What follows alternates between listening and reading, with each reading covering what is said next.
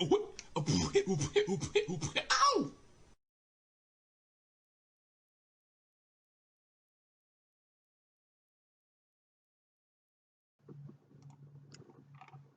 Since we all seem to be judging here, I judge you to be a moron. You claim that eating meat is murder of a sentient being. First, sentient does not equal sapient. You're calling killing of a sentient creature murder by your own arbitrary standards. I judge you to be a hypocrite.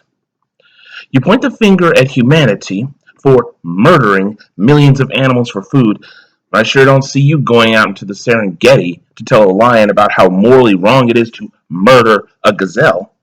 By whose standard do you give us moral responsibility for this and not a lion? I judge you to be an overprivileged crybaby. If I went out with you, heaven forbid, I shouldn't have to feel guilty for ordering a dish with meat in it because you don't eat meat. In fact, if it were not for the advantages of the civilization we live in, you wouldn't have the luxury of being a vegan. And don't you dare pull that video you made about vegans being rich, privileged people. I didn't say you were rich, but we in any first world country are indeed privileged. I judge you to be prejudicial and arrogant. Humans have been eating animals for as long as there have been humans. Vegans are the odd ones out in this case, yet you fashion yourself as some sort of enlightened master race that only has the advantages of our civilization to thank for the privilege of your lifestyle. And you have the temerity to tell us how to live? Get real. I judge you to be dishonest. My father taught me a valuable lesson. There's always two sides to every story. After being force-fed vegan propaganda and never bothering to look up the whole story, I guess I would think that all these horror stories about slaughterhouses and farms would be the norm. Turns out they're not. You're feeding the public propaganda based on worst-case scenario.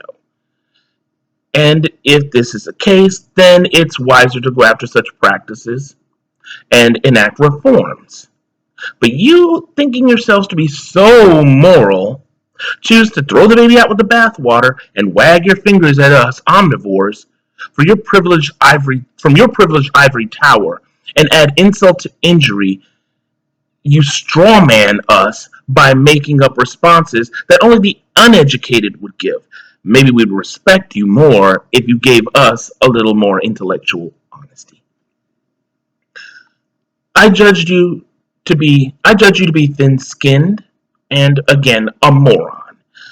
Respecting another's choices does not mean having one's own views of something you ideologically disagree with silenced for the sake of your fragile sensibilities.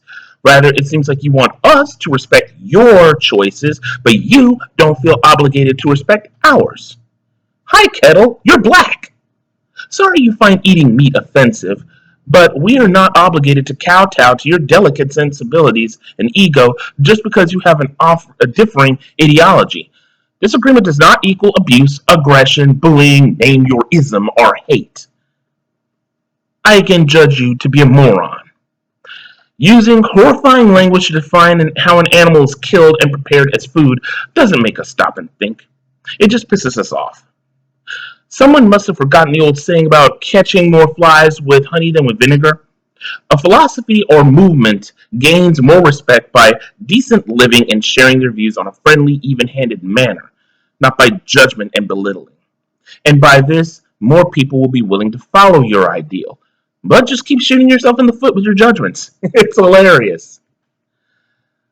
I again judge you to be dishonest and again a moron. Breeder dogs aren't safe from euthanasia. I don't know who fed you this line, but it's not true. So you have no right to judge anyone for the choice of dog they get. I agree that more people should be rescuing animals from shelters, but to assume that someone who purchases a purebred dog from a breeder is somehow responsible for another dog's death is asinine. I again judge you to be dishonest. As distasteful as it is, testing chemicals like makeup on animals helps us to better understand their effects on humans. And though I'm pretty sure you make sure that your makeup hasn't used animal testing, Testing on animals is how we built an understanding for what is safe to put in makeup in the first place. Even companies that don't use animal testing have their current knowledge built in part on animal testing. Even if they themselves weren't doing the testing, your propaganda is showing. I again judge you to be dishonest. You equivocate treatment of animals to slavery. Again, on whose authority do you claim that animals are on the same level as humans? I judge you to be, again, a moron. Do you honestly think that the pig was running for dear life or that the cow was crying for fear? They're animals. That pig doesn't know where it was going or what was to become of it or what was in store for it. Animals react by instinct. It sees an open door and wants to leave. It leaves, then it looks for food. It sees creatures coming to capture it. It treats them like potential predators. Baby cows call for their mothers. That's instinct, not actual fear. And believe me, it wouldn't ruin my meal. I've watched my uncle slaughter a cow and a pig, and I could eat a steak and pork chops while doing it. And you seriously want us to regard them on the same level as humans?